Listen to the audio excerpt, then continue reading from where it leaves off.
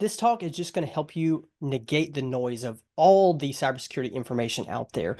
And just to kind of introduce myself and explain why it's so important to me, is first off, I am first a husband and a dad, and the rest of my time I'm an instructor at the U.S. Army Cyber School, where I mentor different students coming through the military, and I'm a cybersecurity consultant. I'm very active on LinkedIn, and so the whole point of that is I'm busy, and so are you. So how do we actually filter through all this information? Um, I'm going to start off with a quick quote. It's when you listen to everything, you hear nothing. And this is so true just in lives in general, but especially in cybersecurity because there's so much information out there. And so where do we get cybersecurity information?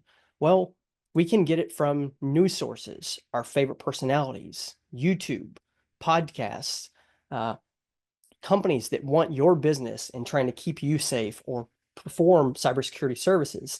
And the thing is we can get it everywhere. And the problem is when we do that, it just becomes noise. So it's important for us to key on where we get the information and how it actually impacts us. So how do we negate this noise? Well, there's three steps that I like to frame. And the first one is what I call the pyramid of priority. And this gives us a framework for us to actually focus what type of information that we have and make sure that it's relevant to us. Secondly, is we want to kind of filter that information to make sure that it's credible, timely, and that it's actually useful. And we need to leverage technology to bring that information to us instead of us using Google search or ChatGPT every single day. And then finally, we need to get into a community and actually support each other and use our network to grow in our career and level up our skills. So let's break that down a little bit further. So I like to call it the pyramid of priority, and it starts with the role. So particularly, what is the role that you're currently in, or what's the role that you want to be in?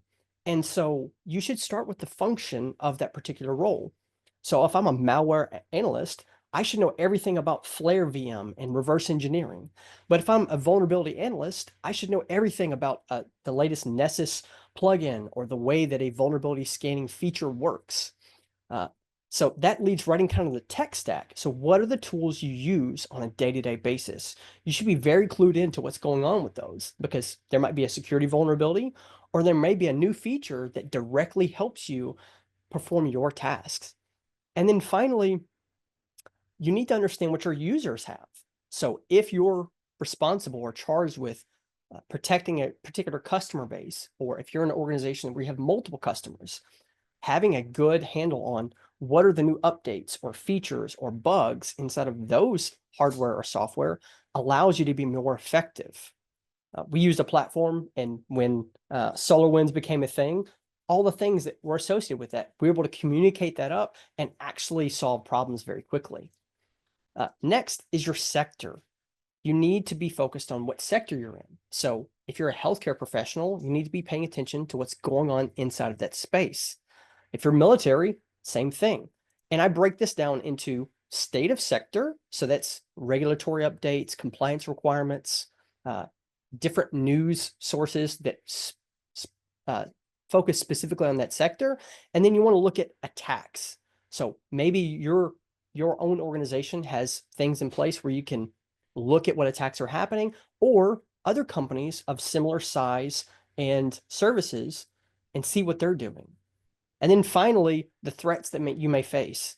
We have these large organizations that always publish yearly reports in review that have all kinds of sector specific information. So maybe healthcare, they're hammering their publicly facing web logins, but maybe in the banking industry, they're focusing on phishing. So by looking at your sector, you can get a better idea of what you're up against and what the changes are. And then finally, and I call this interchangeably, is what you're interested in, and then general news. So if you want to spin up the latest large language model, or if you want to bypass some type of AI guardrail, or if you want to build your own malware or do reverse engineering on the latest thing, that's kind of where this is. So you see this pyramid says the bulk is in your role, then in your sector, then in whatever you're interested in, and anything else. Now, next is the filter, feed, and focus. This is leveraging technology and bringing it to you. So there's a few criteria I'll use when I look at, is information something I might want to look at? And I want it to be relevant, credible, and timely. So using the pyramid, I can decide if it's relevant to me. Maybe I don't care about AI guardrail bypasses because my organization doesn't have that. Now, I want to make sure it's credible and it's timely. A vulnerability report from a vulnerability that was out there 5 years ago, while it may be relevant and credible, it may not help me if I've already patched that vulnerability. So it needs to have all three of those criteria. Now, next is feed. We need to use technology to bring the information to us. So one of the ways is through what we call a really simple syndication. And this icon that you see on the screen, typically with a single click of a button, will display an extensible markup language that you can pull into various RSS feed readers. Now, there's tons of free and paid accounts on those. iKnowReader, Feedly, NewsBlur. There's typically free accounts and then paid features. Additionally, you can use an rss.app website to build your own RSS feed for a particular website that's there. Or you can simply use push or email notification. Now, we get way too many of those. So how do we kind of negate the noise even using these features? Well, you need to refine it. Using the pyramid of priority and using your own intuition, say, am I getting value from this? And then just remove it if you're not. You can always add it back later and it won't hurt a thing. Now, finally, and probably my most favorite and most important, is community and career. Find your tribe, whether it's a Facebook group, LinkedIn group, Teams. They have so many different social media platforms. Get inside of a group, find the people that you resonate with and that you can support, and then be an active participant. Share the lessons you're learning. Help other people who are behind you in their own journey, and then leverage those people that may be ahead of you in your journey. Mentor others, and then actively seek mentors. Here are a few of the groups, and I can link them down below. Some of them are certification bodies that have local meetup groups.